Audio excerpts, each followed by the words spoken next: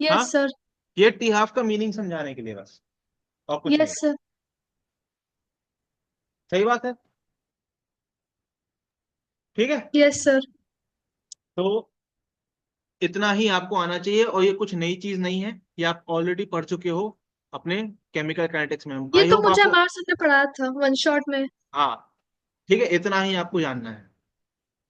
ठीक है, एक क्वेश्चन करते हैं अपन लोग। ठीक है। ठीक है, नीट का ही करते हैं, चलो, है ना, इधर उधर का फिर छोड़ो। छोड़ दीजिएगा। ठीक है, चलो। हम्म, क्या बोल रहा है, 2017 का सवाल है ये।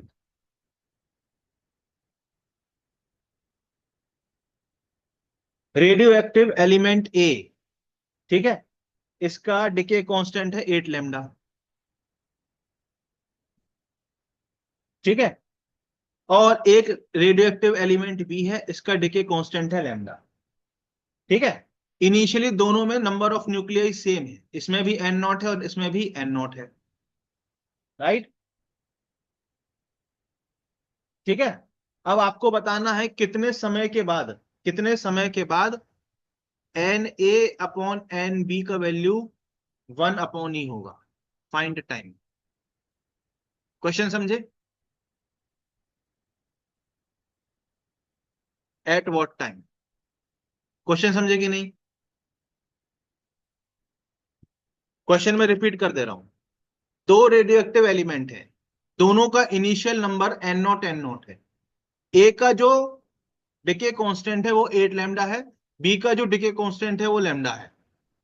तो पूछा जा रहा है कि कितने समय के बाद N A upon N B की वैल्यू 1 अपॉन ई होगी, किस समय पे N A upon N B की वैल्यू 1 अपॉन ई होगी।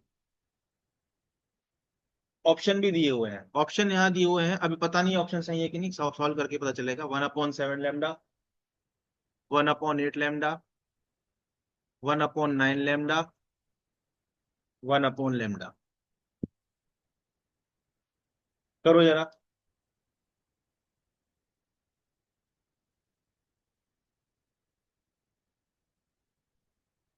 आवाज आ रही है मेरी बेटा?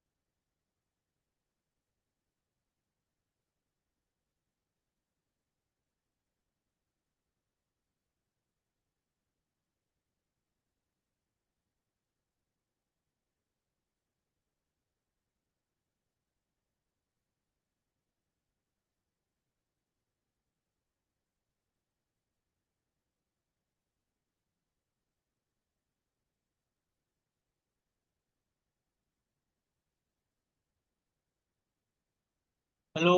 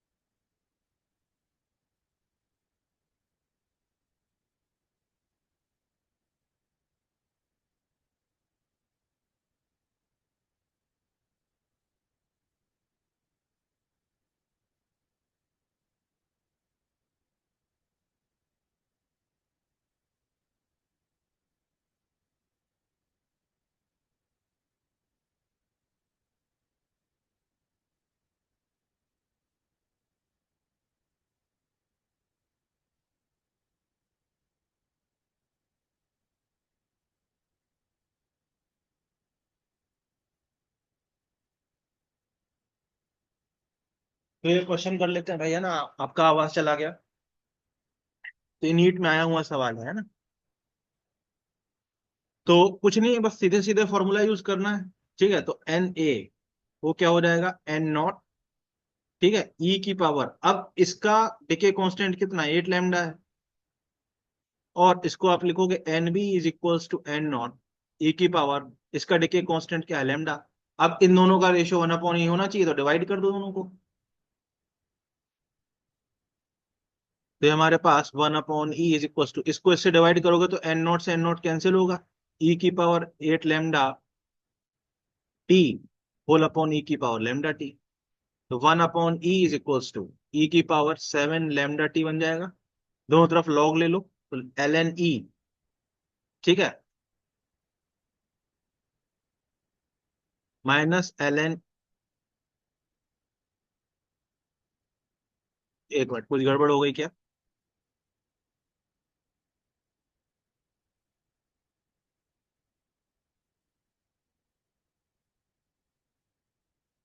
देखो, इसका डिके कांस्टेंट ज्यादा है। ठीक है, डिके कांस्टेंट ज्यादा है तो इसका मतलब इसका रेट ऑफ डिके ज्यादा होगा। ठीक है, इसका रेट ऑफ डिके ज्यादा होगा, है ना। तो हाँ, इसका नंबर कम होना चाहिए, तो सही तो है, 1/e लिखना पड़ेगा। तो ऐसे लिख दोगे, है ना, सही है। दोनों तरफ एल एन ले लेंगे, लॉग ले लेंगे, तो L N 1/e is equals to 7 lambda T. ठीक है, तो ये हमारे पास आ जाएगा माइनस एट व्हाट टाइम। अच्छा, इन दोनों का रेशो, हाँ सही तो है, minus L N e is equal to 7 lambda T. L N e की वैल्यू होती है 1, तो टी की वैल्यू के माइनस क्यों आ रहा है।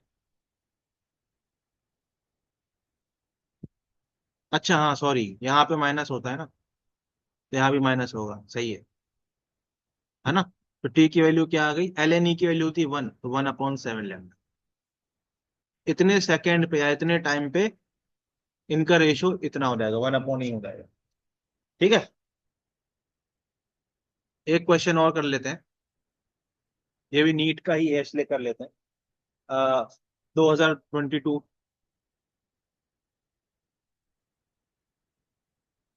2020 का क्वेश्चन है। बोला half life of a radio active sample undergoing alpha decays इतना, मतलब बोल रहा है सवाल में टी हाफ का वैल्यू दिया हुआ है। ठीक है, फिर बोल रहा है if the number of nuclei in a sample is इतना, मतलब एन नॉट का वैल्यू आपको दे दिया। ठीक है, तो आपको बताना एक्टिविटी, बताना अब इतना सिम। अब आपको बताना एक्टिविटी।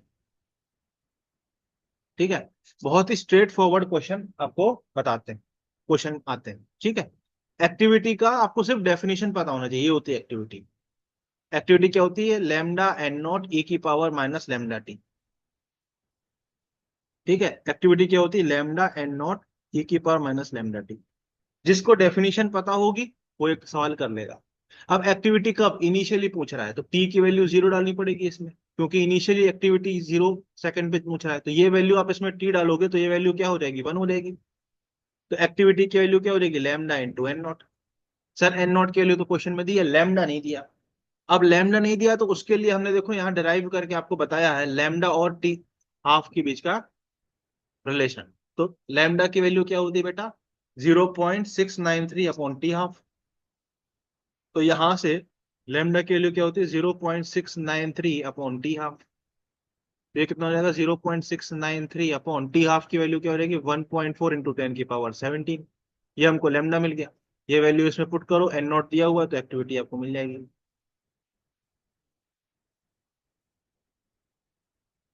एन नॉट की वैल्यू है 2 × 10⁻21। कैलकुलेट नहीं कर रहा हूं, ये आंसर आ जाएगा।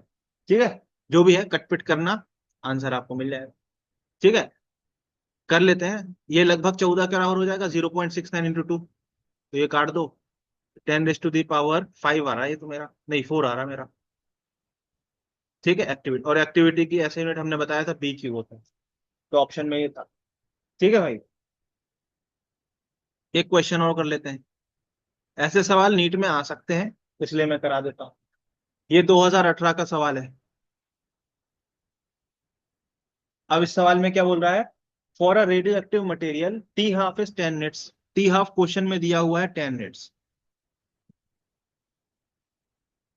फिर क्या बोल रहा है? इनिशियली देर आर 600 न्यूक्लियाई, मतलब एन नॉट की वैल्यू आपको दी हुई है 600। फिर क्या बोल रहा है? Time taken for disintegration of 450 nuclei. 450 nuclei का डिसइंटीग्रेशन हो गया। कितने का? 450 न्यूक्लियाई। तो बचे कितने? रिमेन कितने बचे? सर 600 माइनस 450, 150 बचे। तो अब आप क्या फॉर्मूला लगा दोगे? N is equal to N naught e की पावर माइनस लैम्डा टी। अब यहाँ पुट कर दोगे, एन की जगह पुट कर दोगे 150, इतने बचे। ये फॉर्मूला होता है कितने बचे का, है ना? ये बात ध्यान रखना।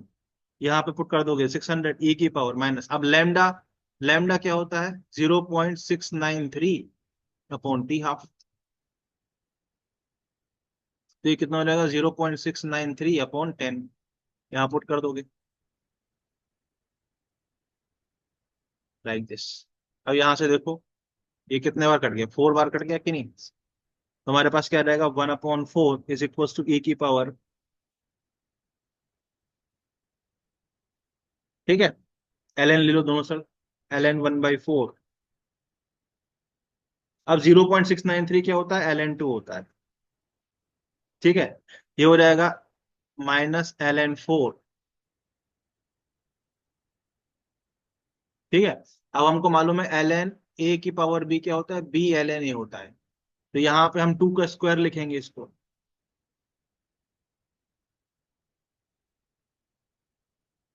यहाँ 2 बाहर आ जाएगा, ये माइनस से माइनस कैंसिल, एल एन से एल एन कैंसिल, टी की वैल्यू आ गई 20 मिनट, ठीक है। तो ये भी नीट का सवाल था बेटा, ठीक है, ये भी नीट का सवाल था। एक क्वेश्चन और कर लेते हैं आखिरी, ठीक है। ये 2016 का सवाल है, ठीक है, लास्ट सवाल ये कर लेते हैं। तो क्या बोल रहा है? एक रेडियो एक्टिव सब्सटेंस है, उसका टी हाफ 30 मिनट दिया है सवाल में, ठीक है, इतना दिया हुआ है। Time taken between 40% decay and 85% decay, ठीक है, time taken between 40% decay and 85% decay, ठीक है। अच्छा, 40% डिके का मतलब क्या होता है? 40% डिके का मतलब होता है 60% रिमेनिंग। और 85% डिके का मतलब क्या होता है? 15% रिमेनिंग। 60% रिमेनिंग का मतलब होता है 60/100 एन नॉट बचा होगा। और इसका मतलब होता है 15/100 एन नॉट बचा होगा। तो पहले केस के लिए अगर हम लिखना चाहें, फर्स्ट केस के लिए, तो N is equal to N naught e की पावर माइनस लैम्डा टी। यहां पुट करेंगे 60/100 एन नॉट, ठीक है। अब लैम्डा, लैम्डा कहां से आएगा? उसके लिए टी हाफ दिया हुआ है, एल एन 2/टी हाफ, ठीक है, ये T1। फिर 15% डिके के लिए लिख लो सेम इक्वेशन।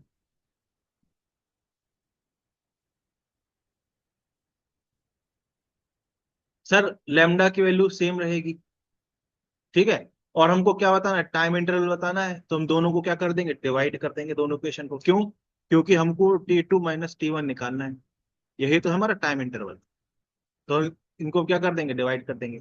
तो जैसे ही आप डिवाइड करोगे तो आप देखो, जैसे ही डिवाइड करोगे तो आप 100 से 100 कैंसिल होगा, 15 से ये 4 टाइम्स कैंसिल होगा, ठीक है। इन दोनों को आपने क्या किया? डिवाइड कर दिया,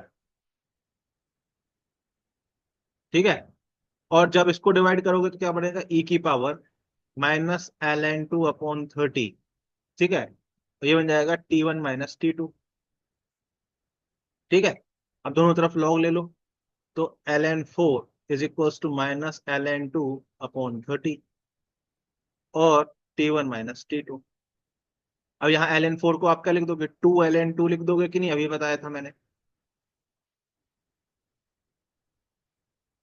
बिल्कुल सही बात सर, ये कैंसिल, माइनस को अंदर मल्टीप्लाई करो, 30 को इस तरफ ले आओ, तो 60 मिनट हो गया है t2 माइनस t1। यही हमको पूछा था। ठीक है, आंसर यही तो निकालना था, t2 माइनस t1, राइट। तो 60 मिनट लगेंगे। ठीक है, आंसर इसमें बी ऑप्शन दिया हुआ है।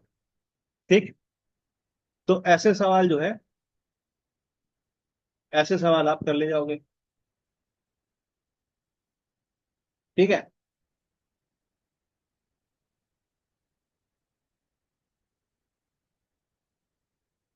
एक आखिरी क्वेश्चन और करा देता हूं, ठीक है, इसके बाद ये खत्म। तो 2014 नीट का सवाल है ये। अब ये क्या बोल रहा है, एक radio active isotope half x है, उसकी हाफ लाइफ दी हुई है, हाफ लाइफ दी हुई है 1.4 इंटू 10⁻⁹ ठीक है। एक्स जो है वो वाई में डिसइंटीग्रेट होता है, ये रेडियो एक्टिव है और ये स्टेबल है। ठीक है sir. A sample of rock from a cave was found, एक सैंपल मिला जिसमें एक्स अपॉन वाई का जो रेशियो है 1/7 मिला। तो हमको बतानी है कि इस सैंपल की एज कितनी है। Find age of rock. तो कितना अच्छा सवाल पूछा गया है, और ये नीट में आया हुआ है 2014 में। कैसे निकालेंगे, कैसे निकालेंगे, बताओ फिर।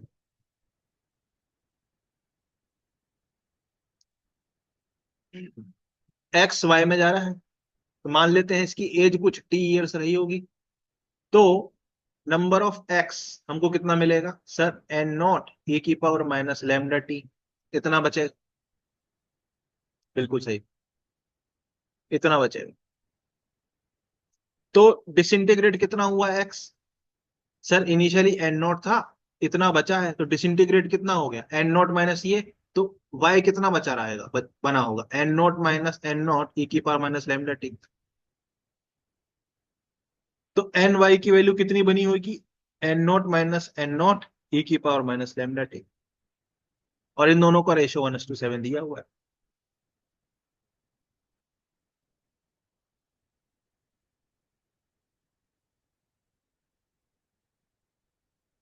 n0 से n0 कैंसिल, 7 से मल्टीप्लाई कर दो,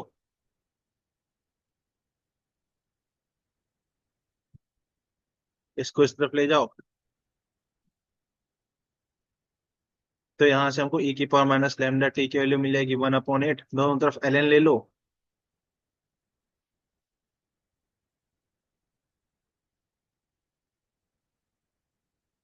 लेमडा टी की वैल्यू मिल जाएगी 3 ln2, और लेमडा की वैल्यू क्या हो जाएगा, ln2/t ½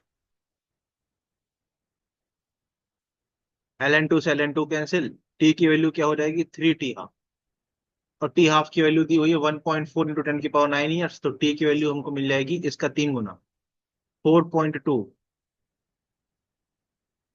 इस रॉक सैंपल का हमने एज बता दिया। ठीक है, तो ये हमारे पास इतना आ जाएगा आंसर। ठीक है, तो इतने क्वेश्चन हमने कर लिए हैं, इसके अलावा कुछ करने की जरूरत नहीं है। अब आपसे अगर गलती से ये टॉपिक का सवाल आ गया तो बन जाएगा।